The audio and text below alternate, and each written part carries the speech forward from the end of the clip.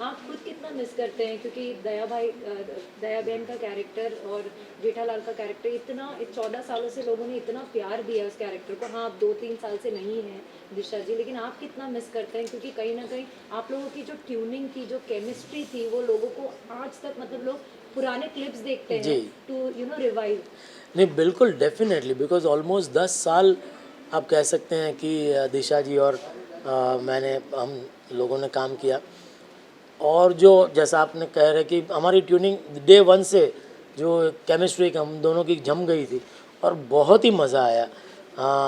ये 10 साल हमने बहुत अच्छे अच्छे सीन्स, आप पुराने मतलब एपिसोड जो थे, बहुत ही मज़ा आता था। ऑफ कोर्स दिशा जी तो नंबर वन आर्टिस्ट है ही, और स्पेशली कॉमेडी में जो एक अनइनिबिटेड जो अप्रोच होना चाहिए एक एक्टर का, तो आई थिंक फीमेल आर्टिस्ट में बहुत कम ऐसा देखने को मिलता है। लेकिन Disha ji of course I mean she was wonderful. खुल के जो भी करती थी, जो मैडनेस थी उनके सोच में, उनके एग्जीक्यूशन में, तो वो देख कर के मतलब एज एन एक्टर ही नहीं पर एज एन ऑडियंस भी मज़ा आता है। मैं भी कभी कभी पुराने वो जैसे क्लिप्स देखने को मिल जाती है, तो मैं भी कभी कभी देखता हूँ। कई बार तो ऐसा होता है कि ऐसा लगता है अरे ये सीन कब किया था, क्योंकि इतने सारे सीन कर चुके हैं पिछले 14 साल में कि भूल जाते हैं कि अरे ये सीन भी किया था क्या। फिर हम उसको देखने लगते हैं तो हमको भी मज़ा आता है कि अरे वाह ये तो बहुत मज़ेदार हुआ था। तो वाकई में yes definitely I mean I personally miss her very much. जो एक सीन करने का जो मज़ा एक को एक्टर के साथ आता है वो definitely I miss it. Sir, जैसा कि आपने कहा कि बहुत सारी खबर हो जाती है कि अब आ रही हैं, फिर पता चलता है अब नहीं आ रही हैं। जब आपकी दिशा जी से बात होती है या मुलाकात होती है तो किस बारे में बात होती है और क्या बातें उनकी तरफ से आपको कही गई या आप उन्होंने कहा आपसे? नहीं, टू बी वेरी फ्रैंक, दिशा जी बहुत ही प्राइवेट पर्सन है। तो अगर मैं आपसे कहूँ कि उनसे जब से वो छोड़ के गई है उसके बाद से कभी फ़ोन पे बात नहीं हो पाई है मेरी। तो जो भी पता चलता है प्रोडक्शन के थ्रू ही पता चलता है कि उनकी क्या बातें चल रही है उनके साथ, और एक उनका एक पर्सनल डिसीजन है, एक प्रायोरिटी उनकी है फैमिली।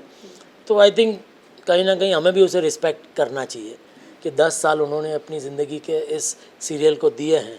अब उनकी प्रायोरिटी कुछ और है, अब उनकी प्रायोरिटी फैमिली है, तो उनको डिस्टर्ब नहीं करना चाहिए। जैसा आफ्टर ऑल वो भी आर्टिस्ट है, कभी ना कभी जब उनको मन होगा तो डेफिनेटली वो वापस आ भी सकते हैं। So never say never. आपकी और बबीता जी की केमिस्ट्री काफ़ी पसंद की जाती है दर्शकों द्वारा, उसके बारे में आपका क्या कुछ कहना है? अब तो दर्शकों को भी पता है, अब क्या कहें उनको भी, वो भी 14 साल से देख ही रहे हैं।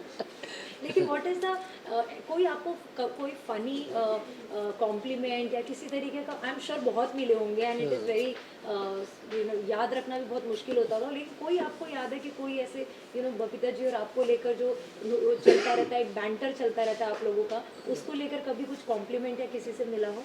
नहीं, कॉम्प्लीमेंट मैं ये समझता हूँ या बिकॉज मुझे ऐसा लग रहा था, मतलब जब हमने ये शुरू किया तब एक थॉट मेरे दिमाग में एज एन एक्टर बहुत ही क्लियर था कि ये जो रिलेशनशिप उसको एक मात्रा में इसको सीमित रखना ज़रूरी है, बिकॉज बहुत थिन लाइन है।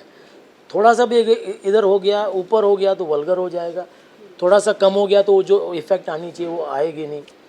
तो एक पायसनेस होनी चाहिए उसमें कि जैसे हर जो पुरुष होता है उसको खूबसूरत औरत अच्छी लगती है देखने की। तो इससे बढ़कर ये नहीं कि उसमें और कोई मैलिस है उसके दिमाग में। एक अच्छा दोस्त, जैसे दो पुरुष है जो अच्छे दोस्त हो सकते हैं, वैसे एक जेंट्स और एक लेडीज़ अच्छे दोस्त क्यों नहीं हो सकते। तो ये हमेशा से मैंने ख्याल रखा है। और मैं सबसे बड़ा कॉम्प्लीमेंट ये मानूंगा कि मैं कहीं गुजरात में गया था, वहाँ 3-4 दादी माँ की उम्र की औरतें थी। तो वो मतलब उनसे मिलना हुआ तो उन्होंने मुझे बोला कि अरे आपका और बबीता जी का देख के बहुत मज़ा आता है। तो वो मैं समझता हूँ कि वो अदरवाइज़ वैसे विचारों में कितने ऑर्थोडॉक्स होते हैं, तो उनको जब ये पसंद आता है दैट मीन्स के we are on the right track, कहीं हम भटक नहीं रहे हैं। कि उनको ये अच्छा लगना ये वाकई में अच्छी बात है।